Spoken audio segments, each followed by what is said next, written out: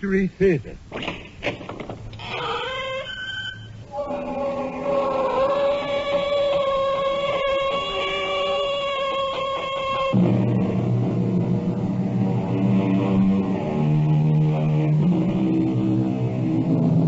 Come in.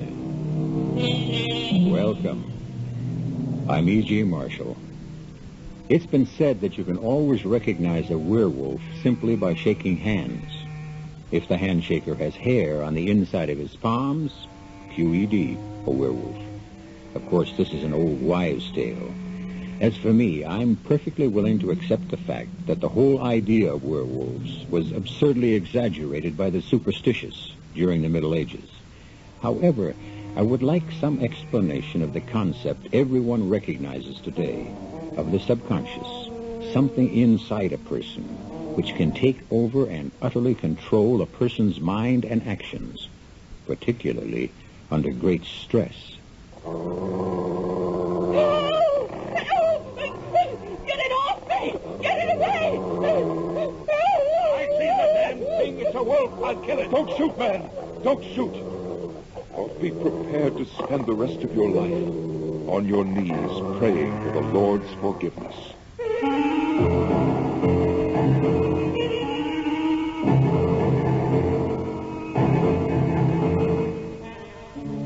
Our mystery drama, Night of the Howling Dog, was especially adapted from the classic by Algernon Blackwood for the Mystery Theater by Murray Burnett, and stars Mason Adams and Norman Rose.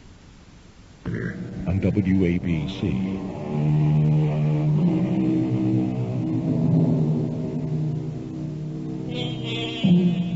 The pages of fiction are filled with surrogates passionately pleading the causes of other lovers to beautiful ladies.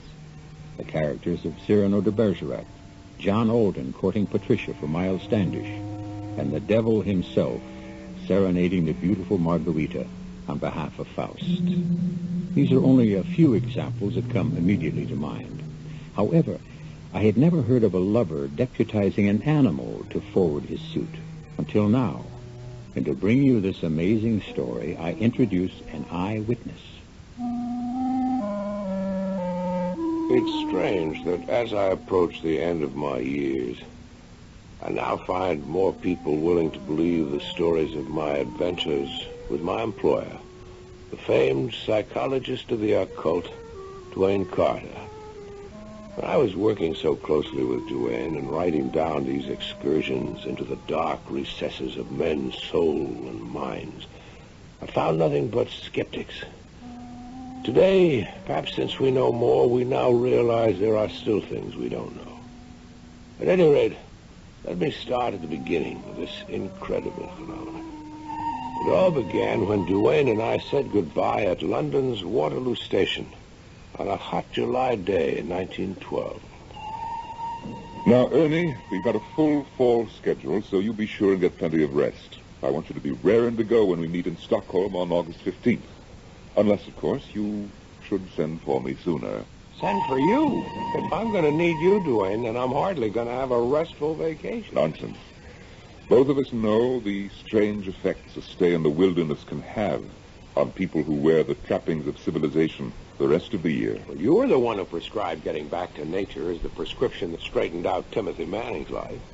If he hadn't come to consult you, he'd still be preaching in a pulpit, making his wife and daughter's lives miserable. But Timmy isn't the only member of your little party. Are you trying to sound a warning? If so, you'll have to be more specific. Well, I have nothing specific in mind. Just a feeling that will very probably turn out to be wrong. You go ahead and enjoy yourself, Ernie. And forget what I said. Duane must have known. The one thing I could not do was forget what he said. Duane Carter's whole reputation as a scientist was based on his uncanny sixth sense, an intuition that enabled him to handle cases too bizarre for other psychiatrists. So I was more than ordinarily alert as our boat approached the shore of the small island we'd chosen for our camp. Easy there, Ernie. Peter, lend Ernie a hand and we'll pull the cutter further up the beach. Then unload, and the ladies will see to the tents and other supplies. This is the life. Room for body and mind. Just the place for a man to refuel his soul. And how does a man go about doing that, Reverend? I'll let Peter Sangre answer that. Peter, here's a perfect opportunity for you to show Ernie how much you've learned since you started studying with me. There'll be time enough for theology lessons later, Dad. Right now, Peter could be very useful in giving Mother and me a hand with some of these supplies. Oh, I'll be happy to, any time at all. I'm always very happy to help you, Miss Manning. Peter Sangre was a young Canadian studying for the ministry under the Reverend Manning's tutelage. He'd been staying with the family back in New York, and it was obvious that he'd been smitten by the laughing eyes of Joan Manning. So obvious that it was sometimes embarrassing to watch the depth of yearning in his eyes. This was painfully evident the first night when Peter, Joan, and I joined forces exploring our island. Well, I never realized the Baltic Sea had this many small islands so close to shore. It's so beautiful. The water's so calm. I wish we had the canoe. We could paddle to the other islands while we still have the northern lights. Good idea. You and Peter wait here, and I'll go across and fetch you. No, let Peter get the canoe. You and I will wait here. Oh, you bet. I'll be back as soon as I can. Well, Joni, what was that all about? You found me rude. Let's say very definite about not wanting to be alone with Peter. Oh, dear. It was very obvious then. I'm sure he noticed. I wouldn't worry about him, Joan. Surely you know he's madly in love with you, and you shouldn't feel upset if you don't like him. I don't dislike him. It's just that I see his eyes on me, seeking, even demanding, and I'm afraid he might do or say something that would lead to unpleasantness. You, Joan Manning, the fearless, frightened? Listen, I'm serious. There's something about Peter that makes me feel creepy. Something I don't think he knows himself. I'll confess it draws me, attracts me, but at the same time it makes me afraid. Joan, I don't know whether you're trying to tell me you're afraid of Sangre or something in you. My heart tells me there's something in Peter Sangre. Something buried deep inside him. Something dark and perhaps even dangerous. And I'm desperately afraid and desperately curious. How long has Peter been studying for the ministry with your dad? Almost a year. This is the first time that you've had this feeling about him? Yes. It only happened since we came here, away from New York and civilization. It seems almost what he's been waiting for. What we've both been waiting for. The business of setting up camp for the first few days relegated that strange conversation to the back of my mind. But the Reverend Timmy brought it back sharply with a strange prayer one night. We give thanks to you, O Lord, for our safe arrival. We also give thanks for our excellent health and pray this may continue for all of us, and the weather be fair, the fish be plentiful, and that nothing from the kingdom of darkness nor any evil thing disturb our nighttime tranquility. Daddy, what brought that on? Just a thought, Joan. It came into my mind, and I let the Lord know of it. Reverend, I don't think we should put thoughts like that in the Lord's mind. I think I can explain, Mr. Simpson. For you, Peter? Yes, sir. You see, I don't know if any of the others felt it. But I know that I sense something, some presence here on the island with us. But that's impossible. Our exploration showed there were two things lacking on our little island.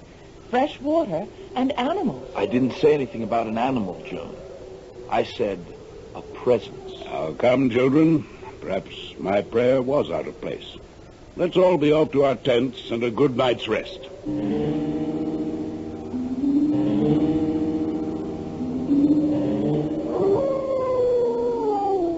Who's that? Who's there? Whoever it is, let's not play tricks. I know someone's trying to frighten me. I'm coming out and see whoever it is that's playing this childish game.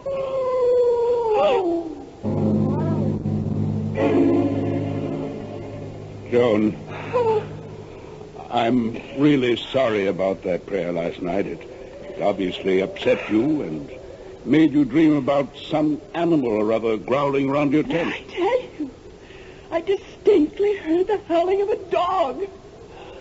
Didn't anyone else hear it? Well, of course not. No one else heard it because you dreamed it. Because of the lack of water, there's not an animal of any size on the whole island. You know we have to fetch our water from that little island across the way. I know what I heard. And it wasn't a dream. Well, there's nothing to prevent some animal from swimming over. A deer, for instance, might easily land in the night and decide to take a look around. Well, look, Mr. Simpson, I'd like you and the other men to come along with me. Mother, you stay here. You've already seen the tracks. And I want Daddy to apologize to me and admit that I'm not having bad dreams. All right, now. There, look. Look at those marks on the outside of the tent. Are you going to tell me that they're not animal tracks? Certainly they are. These tracks appear to have been made by some type of fairly large animal. I apologize. I'm sorry I doubted you, darling. Oh, Daddy, I'm so frightened. I'm just plain scared.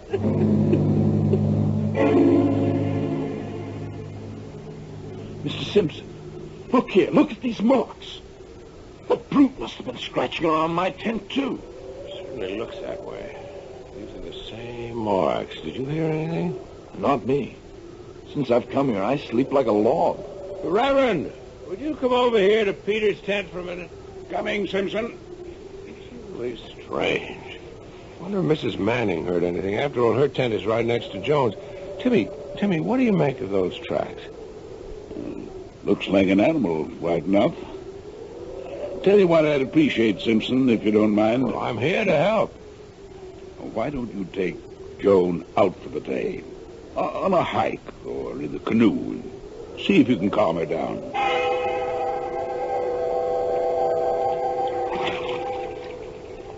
I thank you for taking me on this canoe trip today.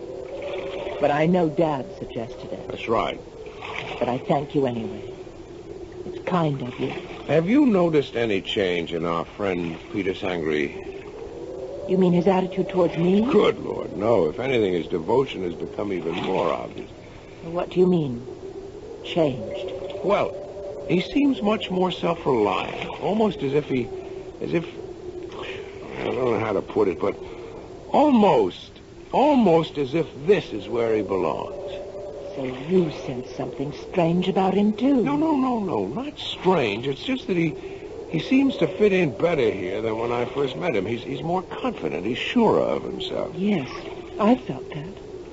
And the more confident he gets, the more frightened I get. For the next few days and nights, there was no excitement. And our camp life seemed to have settled into a routine. Until one night, the quiet was shattered by screams coming from Johnny! Hang on, Johnny, we're coming! Joan! Are you all right? Something touched me! Something touched me! I felt it through the tent. What's she saying, Ernest? Daddy. The same growling and scratching as before. And there was a great tearing blow, and the tent was ripped open right next to my face. Oh, your tent. No doubt about that, Reverend. You can see the gap where the thing or whatever it is ripped right through. That dog again. We must do something. First thing to do is to get over to the stockade and get a fire going. What's going on? I brought my rifle. If it's that animal again, let me handle it. Come on, Peter. Help me start a fire. What in the world do you think it is, Mr. Simpson? It surely can't be a dog. It can't be very far away. We'll organize a hunt at once, this very minute. Now, slow down, Reverend. Action, Ernie. Any action to stop panic.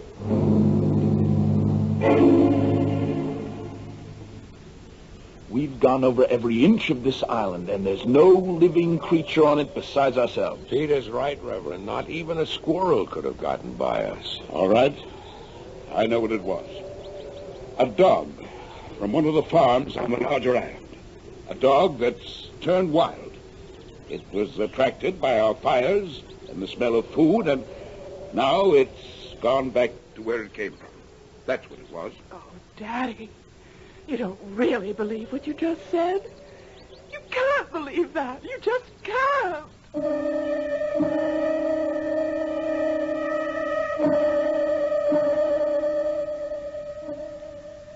Occultists insist that events have souls.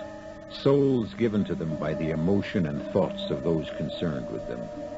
This in itself is a terrifying concept, because I can think of the souls of some events that must have shriveled with terror and agony that's indescribable. I'll be back with Act 2 and the very strange events on the Baltic Island in a moment. On WABC.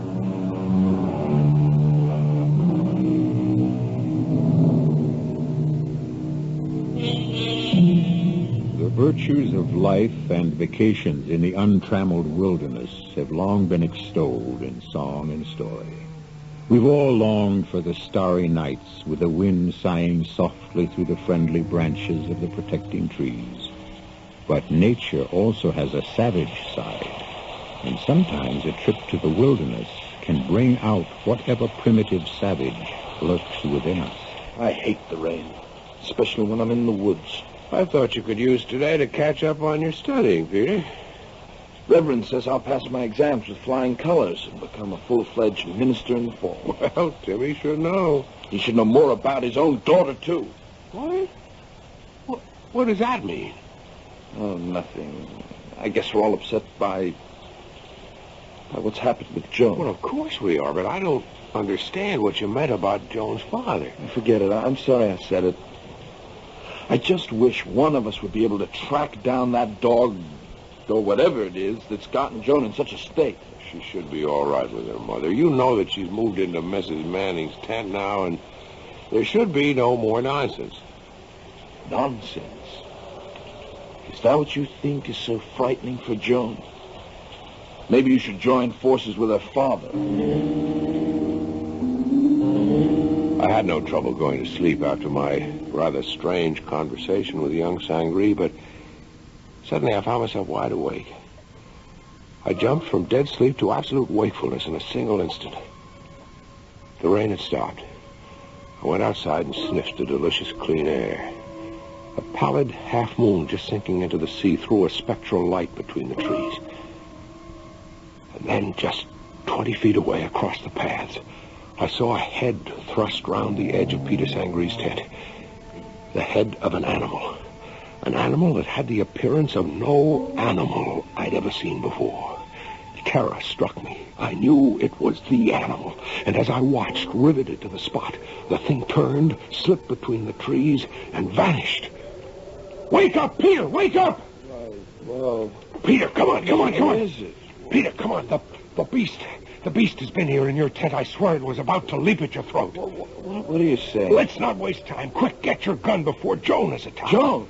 Oh, yes, all right. Yes, let's get over there. I'm with you. Yes, I see the tracks. It's a wolf. That's what it is.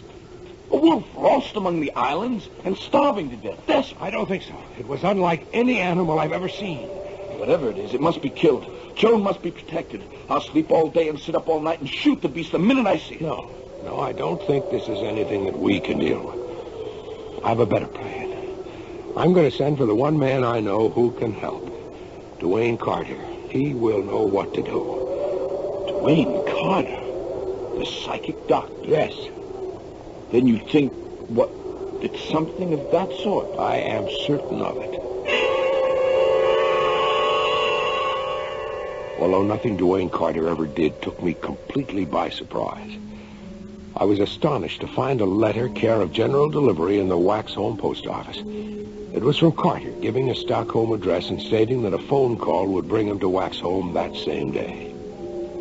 And so that night, Dwayne Carter joined us on the island. And after dinner, with Peter also sitting in, I told him of the strange events. You did well to send for me, Ernie. What we have to deal with here is a werewolf. A werewolf? Oh, surely these things are... Rare enough, I'm happy to say, Mr. Sangree. Now, you say that no one has been injured so far. No, surely there can't be any question of this poor, starved beast injuring anybody, can there? I hope not. But what makes you think the creature is starved? What? I can't tell you, except that I felt from the beginning it was in pain and starved. Although why I feel this never occurred to me until you asked. You really know very little about it, then? I really know nothing at all. Nothing. Help! Get it off me! Keep it away! Oh, please! There it is! Let me take a shot at it. No, don't shoot, Reverend. Help your wife take care of your daughter, and then meet Ernie and me at the stockade. How is Joan? Oh, the beast tore her arm. Thank the Lord my wife woke up and the thing ran off.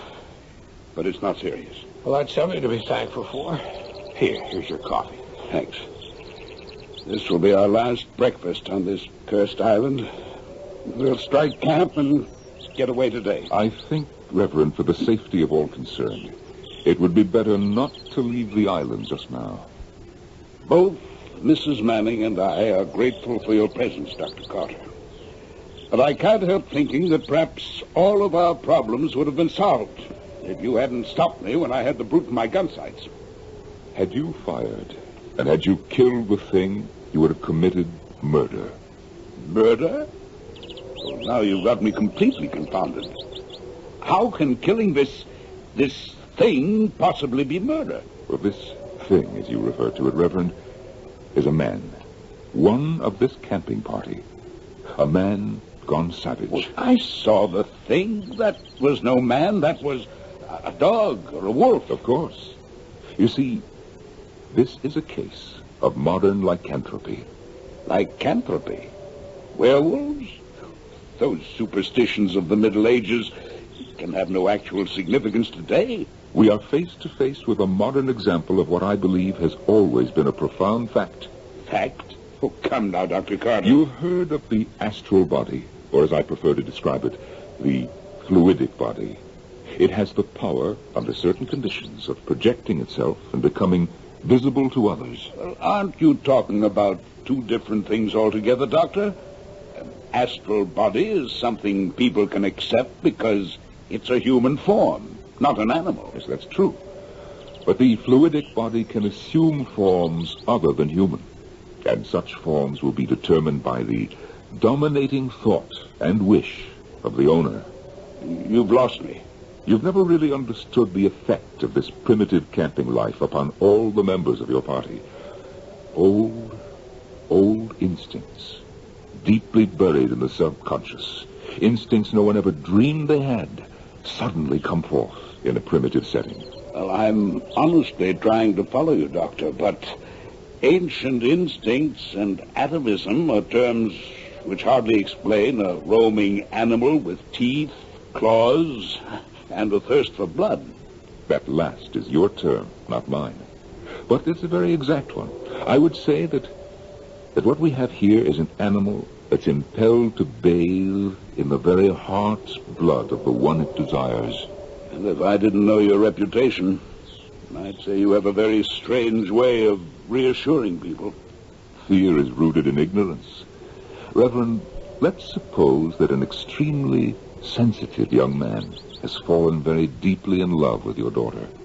Back in New York, this moonstruck young fellow isn't taken very seriously by Joan, and he knows it. Nevertheless, he loves, and he knows that, too. Does he know what you're trying to tell me? If you're asking if he's conscious of the change that comes over him, no. Oh, but I still refuse. Reverend, surely you don't question the violence that's in all mankind. It lurks underneath the surface. And here, on this island, where we shed the trappings of civilization, he feels strong and free. And the feelings of love he's been suppressing back in New York batter at his consciousness, determined to force their way to the surface.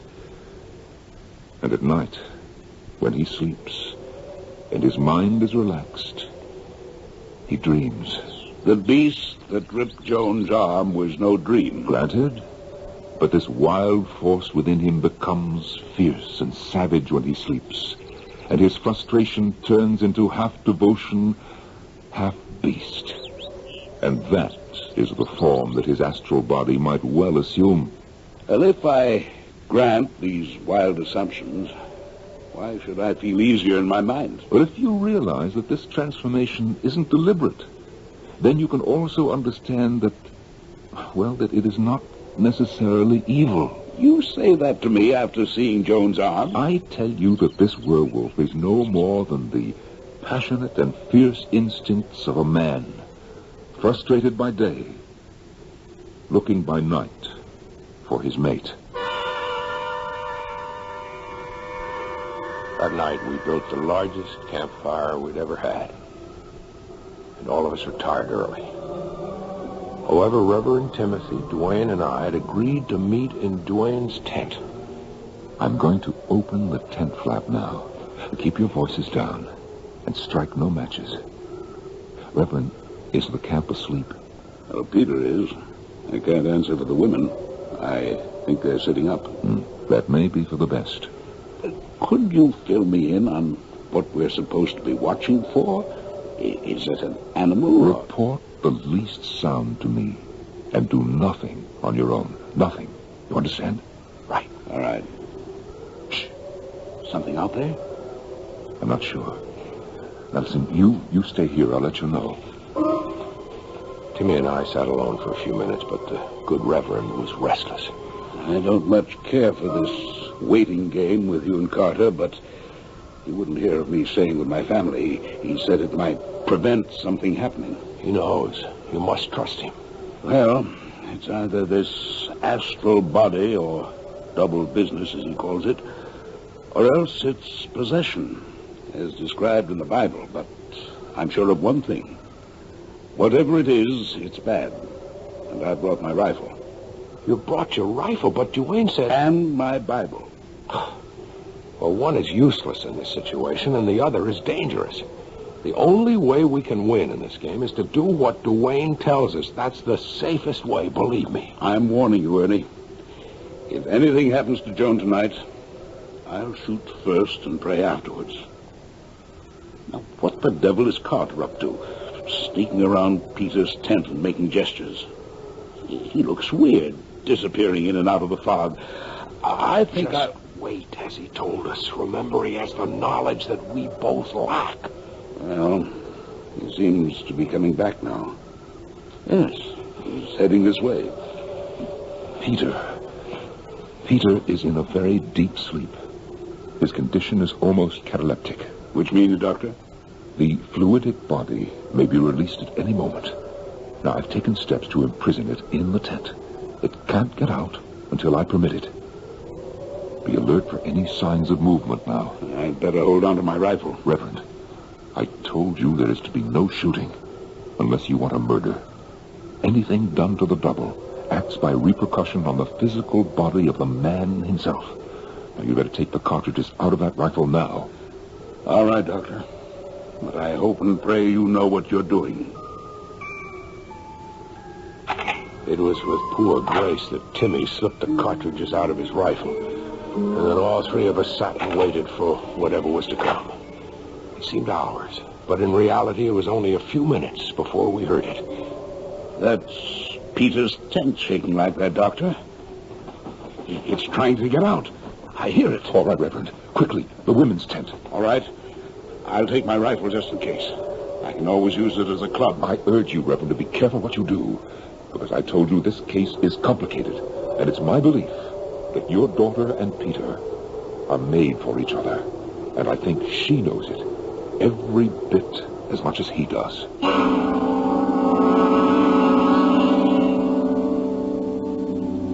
Men in love have been known to do foolish things. An English monarch gave up a throne for love. And we've heard of men who turned themselves inside out just to please their beloved. But for me, at any rate, this is the first time I've heard of a lover turning himself into a werewolf. I'll be back with Act 3 in just a moment. in just a moment. Theater returns on WABC.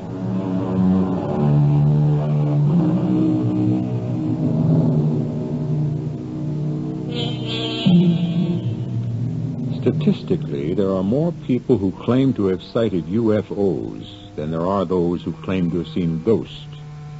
But the lowest of all in number are those who claim to have experienced the numbing terror of having come face to face with a werewolf. Come along with me now as we share that experience with one of the few who have seen and dealt with that dread creature. From where Duane and I stood, it was less than 20 feet to Peter Sangre's tent. And although the wind had freshened considerably, it wasn't the wind that was making the canvas of his tent swell and shake. That shaking was caused by something inside the tent trying to get out. The hair on the nape of my neck rose.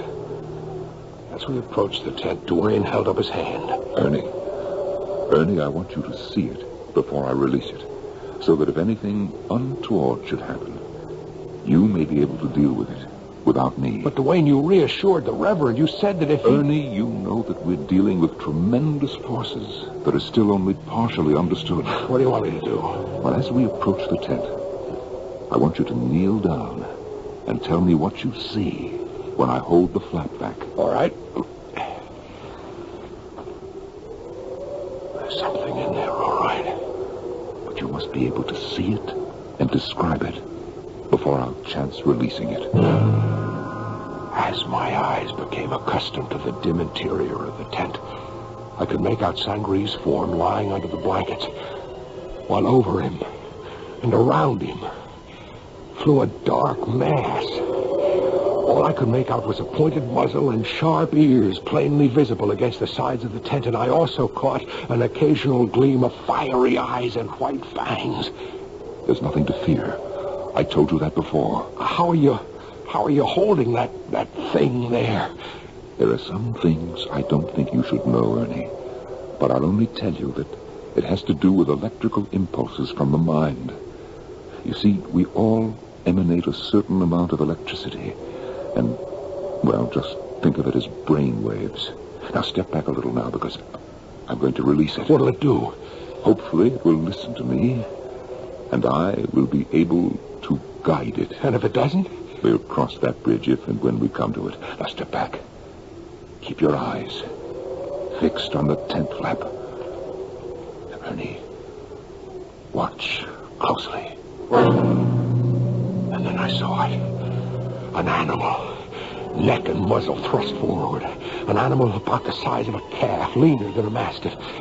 And yet, Peter was easily recognizable. It was the head of an animal. But the face, it was Peter Sangre. Sangre, in his werewolf double. What do we do now? Well, I'll try to speak with him. Sangre, Peter Sangre, do you recognize me? Do you realize what it is that you really desire when you assume this form? Sangre, you must listen to me. Good Lord, Duane, can that be? Of course. A mating call. You shouldn't be surprised. It is probably Joan. You must remember she practically told you that she was afraid of something deep down in her. But she's not. The only salvation for both Joan and Peter is for me to lead Sangre's double to the object for which it yearns.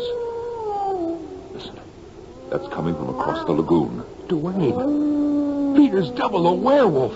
He's gone. Although my eyes had been fixed upon the animal in front of the tent, somehow it disappeared. One moment it was there, muzzle lifted, sniffing the wind, and then it was gone, like a thing of the wind in a trick of vision. Quickly, Ernie, start following through the trees. Where will you be? I must check out Peter's tent. Why? What for? To make sure that his werewolf double cannot return until I permit it. I'll join you in a few moments. After circling Peter's tent, Duane caught up to me, and we ran at full speed through the woods, always guided by the now fairly loud howling.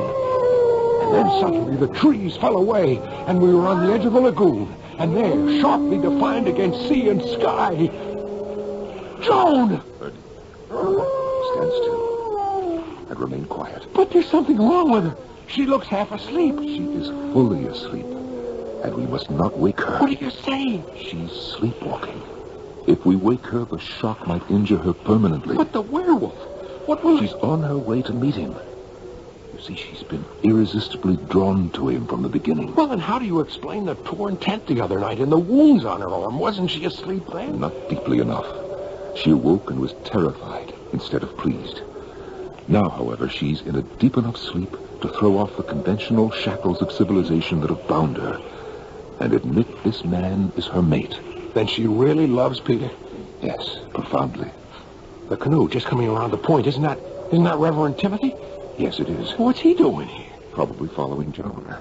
At least he had the sense to take the canoe and not wake her. But what will he do when he... Ernie, you're right. We're going to have to warn him. That's too late. There goes Peter's double. Quick, get to Joan. The Reverend's got a gun. But you made him unload it. He's got hold of a pistol. Stand aside, Joan. Out of my line of fire. Put that gun down, you fool. Put it... Oh, idiot. Ernie, get to Joan. Help her. What are all of you doing here? Where's Peter? Where is he? Oh, thank the Lord. Joni, you're all right. Where'd Peter go? He disappeared so suddenly. He cried out that he was hurt. We hope that he wasn't hurt seriously. I hope the brute's dead. Don't ever say that, Reverend. Unless you want murder on your soul. Murder? Why do you use that word?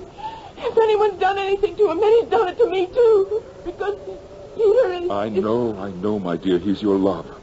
And I think we can bring him to you. Or perhaps you to him. But we must go to your tent and wait for me. Now, Ernie, take care of her until I get back. Reverend, you better come with me.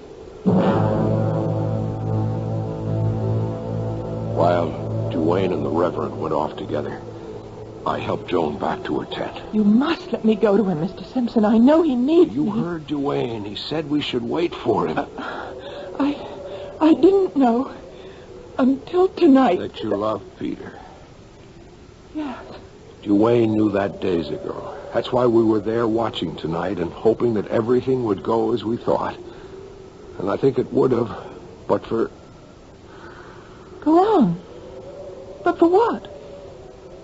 But for an unfortunate happening. It was my father, wasn't it? Now, Joan, I think you should stay calm. It was Dad. He did something that... Something that hurt Peter. Hurt him badly. And now he's lost, and so am I. You mustn't despair. Everything will be different when Duane gets here. Oh, where is he? I think he's with your father, and I believe that they're both looking for Peter. Oh, we should be helping him. Sometimes, Please. Joan, we help best by doing nothing. Oh. Trust me, Joan. Trust Duane. I'm sure that he'll be able to handle this.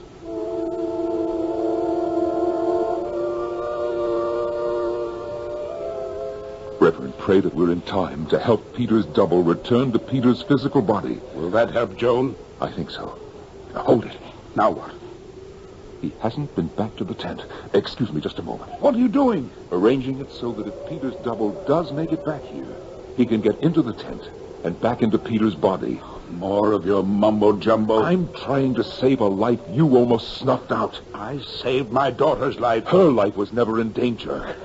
I saw that beast throw itself at my Joan. I hadn't fired when I did. You would have seen a miracle. A transformation in that beast and in your daughter. Dr. Carter, I know your reputation, Reverend, but... I think we should stop quarreling. Both of us want the same thing. And this isn't doing either Joan or Peter any good. Now, I'm going to need your help. You know I'll do anything I can. All right. But what I'm going to ask you to do, Reverend, will go against your every instinct.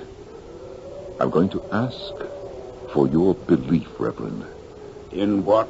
In the fact that the double you saw, the werewolf, if you like, meant your daughter no harm. And above all, the fact that he must return to Peter's physical body. Why do you need my help for that? Because you shot him. And although I know he meant Joan no harm, I also know that Sangri must possess other instincts of the wolf, and those instincts will be crying for revenge. Are you telling me that I'm not telling you anything, Reverend. I'm asking you to serve as a stalking horse, to bring Peter within reach. And then, to believe that I can handle it.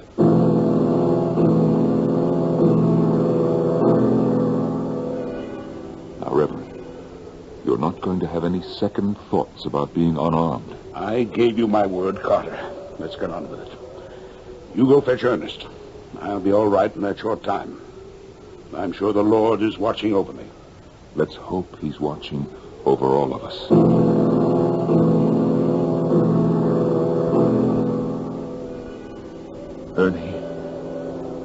Ernie, come on out. Did you find Sangre? Not yet. How is Joan? She's restless. She's unhappy, but I think under control. Oh, good.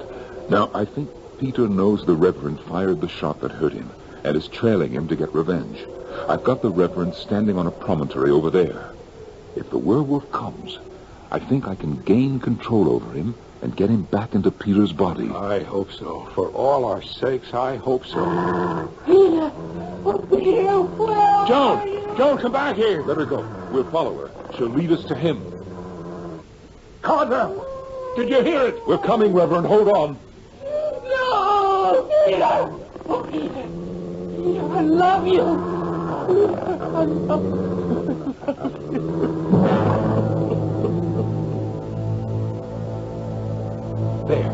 There it goes into Peter's tent. Let's hope it's in time. What about the Reverend? Joan will take care of him. Peter's the important one now. He's alive. Yes, but look. Those marks on his face. Are they gunshot wounds? They are. The Reverend aimed well. The shots went through his cheeks. Oh, he'll carry the scars for the rest of his life. It was Joan who stopped him. Joan's voice and his love for her. I'm not sure that I would have been able to head him off. I've been hurt. My face. It burns. You're going to be just fine. Peter, my love. Joan, you're not frightened of me? Of course not. At first I was. I didn't really understand. But now I know that I belong with you. And I'll be with you, always. My face. Don't touch it. Joan, you bathe the wounds with clean water, and they'll heal naturally. Of course. And, Dr. Carter, thank you. Ernest, I think we're superfluous around here now. Right, Joan? That's right. Dr. Carter, my father has more need of you now than either Peter or I.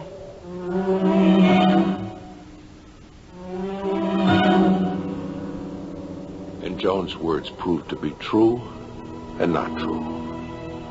As Duane and I came close to Timmy's tent, we heard a voice, the voice of a man praying fervently, praying to his God for forgiveness.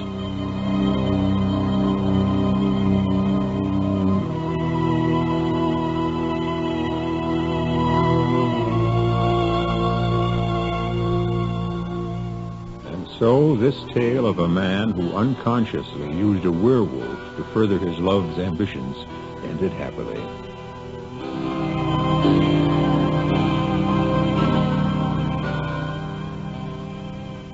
And I no longer flaunt my skepticism. However, I must in all truth say that it's not really the recommended way to go courting, even in today's permissive atmosphere.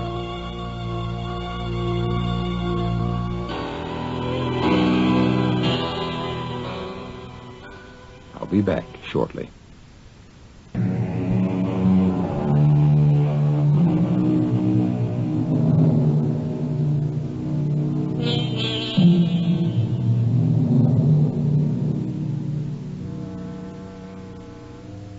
Magicians are well aware that people love illusion.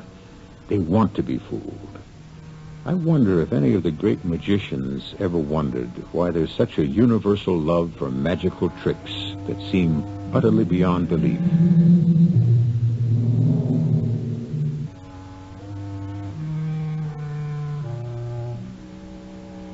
It's my fancy that we love illusion because we live in hopes that someday something magical will happen to all of us.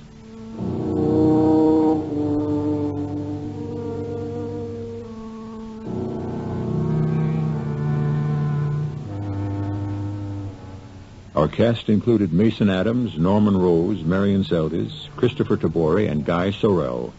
The entire production was under the direction of Himan Brown. All you skiers, how would you like to receive 2 free ski passes? No catches. Mast Hope is simply exposing you to the fun and beauty of their resort. This is an incredible resort bordering New York, New Jersey, and Pennsylvania, right on the upper Delaware River, only 95 miles from New York City.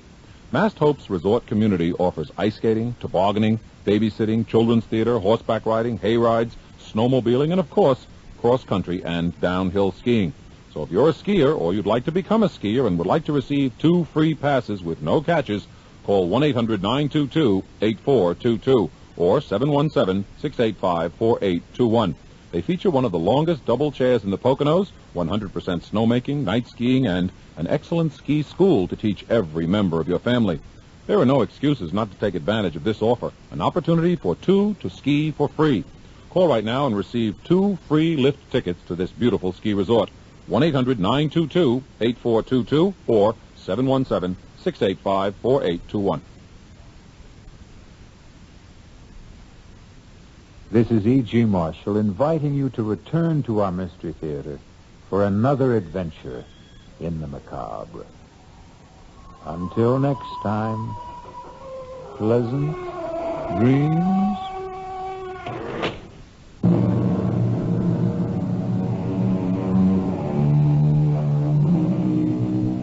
WABC, New York. It's 10 o'clock. From ABC News, I'm Ashley Martella. In just 6 short weeks, Egon Krenz made history. He was the East German leader who opened the Berlin Wall. But now the book on Krenz is closed. He quit today along with his 10-member Politburo and the 163 members of the Policy-Making Central Committee. He pledged to end government corruption, but it did not pacify the masses who demanded his ouster. More from ABC's Julie Flint in East Berlin. Krenz, who only last week vowed not to resign, had been party leader for less than 2 months, and in that time had made almost frantic efforts to present a new face. He moved out of a luxury villa into a suburban home that resembled nothing so much as a bunker, and he took action against former party leader Erich Honecker and several other senior figures accused of corruption. But he was unable to shake off his image as a hardliner.